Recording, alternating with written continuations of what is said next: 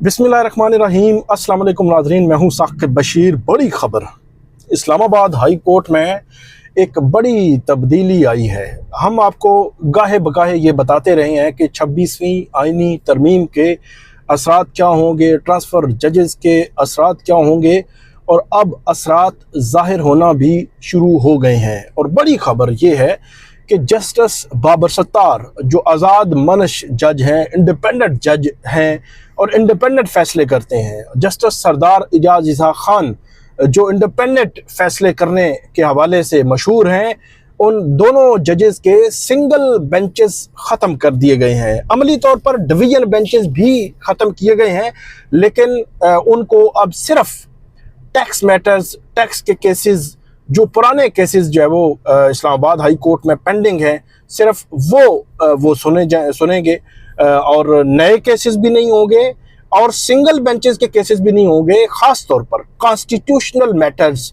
आईनी मामलात उनके सामने नहीं होंगे। तो ये एक नई डेवलपमेंट आई है इस्लामाबाद हाई कोर्ट में। इसके असरात क्या होंगे, क्या डर है आज़ाद मनश जजेस से, इंडिपेंडेंट जजेस से क्या डर है, और ख़ास तौर पर ये क्यों किया जा रहा है, किस वजह से किया जा रहा है। ये कोई ढकी छुपी बात नहीं है, खुली बात है। पीटीआई और इमरान खान ये जहां से भी रिलीफ लेने की कोशिश करेंगे, वो केस इनका आज़ाद मनश जजेस की तरफ नहीं जाएगा, या उनकी तरफ अगर जाएगा तो फिर उनसे केस ले लिया जाएगा, या कोशिश की जाएगी कि उनको किसी और मामले में लगा दिया जाए। तो ये वो वजूहात हैं जिसके पीछे रीजंस मौजूद हैं। इस पे हम तफसील के साथ बात करते हैं।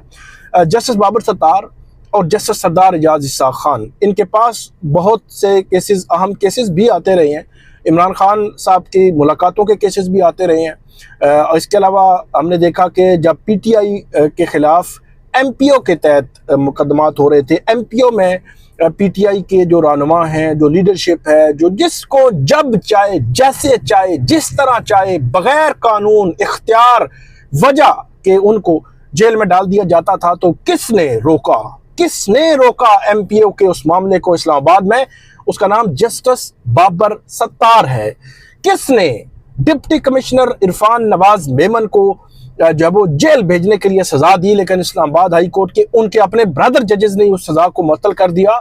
उस जज का नाम जस्टिस बाबर सत्तार है, जिसने जो डिप्टी कमिश्नर इरफान नवाज मेमन को जो है वो 6 माह की सजा दी और सजा को उन्होंने मुअत्तल कर दिया, लेकिन उनका जो अपील थी इस वक्त भी पेंडिंग है। तो एमपीओ के तहत मामला किसने रोका? जस्टिस बाबर सत्तार ने रोका। फिर मिसिंग पर्सन्स के केसेस यहाँ पे आते रहे इस्लामाबाद हाई कोर्ट में। इसके अलावा सबसे बड़ा, सबसे अहम केस जिसमें बुशरा बीबी का मामला भी था और दीगर मामलात भी थे, वो थी ऑडियो लीक्स केस। हमारी हिस्ट्री में मैं ऐसी समझता हूँ कि जो 90s में बताया जाता है कि सुप्रीम कोर्ट में ये मामला हुआ था, सुप्रीम कोर्ट में ये केस हुआ था, लेकिन उसके बाद जस्टिस बाबर सत्तार ने इस केस को खोला कि फोन टेपिंग कौन करता है, किसको ये इख्तियार है, किसने एक्सेस ले रखी है, कौन जो है वो सर्विलेंस करता है शहरियों की। तो ये सारी चीज़ें जस्टिस बाबर सत्तार ने खोली थी। फिर ये case supreme court of Pakistan में गया और सुप्रीम कोर्ट ने जस्टिस अमीनुद्दीन खान, जो आईनी बेंच के इस वक्त हेड हैं, उस वक्त नहीं थे, उन्होंने खूब जो है वो हुकूमत को फेवर किया और वो जो प्रोसीडिंग्स थी जस्टिस बाबर सत्तार के पास, वो रोक दी गई। इसके अलावा जस्टिस बाबर सत्तार के पास जो है वो ये आप ईसीएल पे PNIL लिस्ट जो है, इसी तरह जो पासपोर्ट ब्लॉक करने के मामलात थे, तो ये जितने शहरी जाते थे यहाँ पे एयरपोर्ट्स पे, उनको रोक दिया जाता था। तो वो केस भी जब जस्टिस बाबर सत्तार के सामने आया तो उन्होंने उस केस को खोला कि किस कानून, किस लॉ, किस इख्तियार, किस अथॉरिटी के तहत आप ये काम कर रहे हैं, हमें बताएं। तो जस्टिस बाबर सत्तार के हवाले से उमूमी तौर पर जो भी केस उनके सामने जाता, कानून और आइन के मुताबिक वो फैसला करते, और ये फैसले जाहिर सी बात है हुकूमत वक़्त के खिलाफ ये फैसले जा रहे हैं, तो ये हुकूमत को तो मंजूर नहीं है ना। अब 26वीं आईनी तरमीम उन्होंने एमए तो नहीं की ना कि फिर भी उनके खिलाफ फैसले हों, फिर भी अदालतें उनके खिलाफ जाएं। तो 26वीं आईनी तरमीम, ट्रांसफर जजेस, ये जो है अदलिया पर जो इस हवाले से इसके असरात हमें कहीं ना कहीं ज़रूर नज़र आ रहे हैं, नज़र आएंगे। तो अब एक पहला और बड़ा असर नज़र आया है कि पहले तो जस्टिस बाबर सत्तार, उनको कमेटी से निकाला गया, जो एडमिनिस्ट्रेशन कमेटियां थी वो साइड पे कर दी गई, उनकी जो सीनियरिटी लिस्ट थी वो हटा दी गई, वो मतलब उनको उसको जो सीनियरिटी बनती थी उससे नीचे कर दिया गया। तो ये सारी चीज़ें चलती रहीं। फिर ये हमने ये भी देखा कि फरवरी से लेकर ऑनवर्ड, फरवरी 1 फरवरी को ये ट्रांसफर जजेस आए थे, 3 को 12 को जब कायम काम चीफ जस्टिस सरफराज डोगर उन्होंने हल्फ उठाया, और उसके बाद ऑनवर्ड वो चलते आ रहे हैं। हम ये देख रहे हैं कि जितने भी अर्जेंट नोयत के केसेस, खासतौर पर पॉलिटिकल नेचर के केसेस, पीटीआई के केसेस, क्योंकि इस वक्त मैं इसलिए कहता हूं पॉलिटिकल नेचर के केसेस के साथ ही पीटीआई के, क्योंकि सिर्फ एक जमात के केसेस आ रहे हैं ना, मुस्लिम लीग नून का कोई केस तो नहीं आएगा ना। वो तो अब इस दौर में इख्तियार है, इख्तियार है उनको, तो वो इख्तियार और इख्तियार में इस तरह जा चुके हैं कि उनको तो कुछ खैर से नजर भी नहीं आ रहा ना कि आगे कोई इंसान भी है। लेजिस्लेशन हो रही है, कानून साजी हो रही है, मतलब अजीबो गरीब किस्म के लॉज बनाए जा रहे हैं दबाने के लिए, आवाजें दबाने के लिए, पेका लॉज लाए जा रहे हैं, एटीसी लॉज में तरमीमें की जा रही हैं।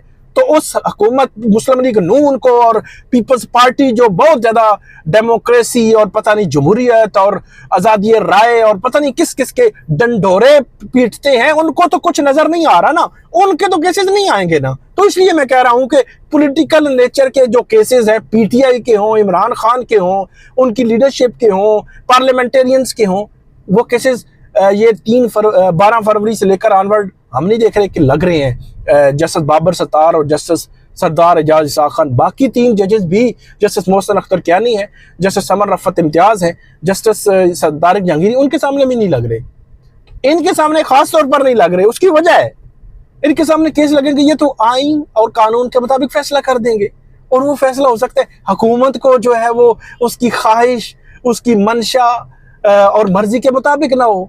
तो अगर उनकी मर्जी के मुताबिक ना हुआ तो वो कहेंगे कि हमने 26वीं आईनी तरमीम एवं तो नहीं लाई ना। तो मामला ये है कि जस्टिस बाबर सत्तार और जस्टिस सरदार एजाज इसाक खान, इनको टैक्स के केसेस दे दिए गए हैं। और ये कहा गया है कि पहले ये होता था, पहले तरीकाकार मैं आपको बता दूं, रोस्टर जारी हुआ है चीफ जस्टिस सरफराज डोगर की मंजूरी से। रोस्टर में जस्टिस बाबर सत्तार और जस्टिस सरदार एजाज इसाक खान, उनके सामने एक स्पेशल डिवीजन बेंच बना हुआ है, उसके सामने लिखा हुआ है कि ये Monday to Friday tax matters को देखेंगे।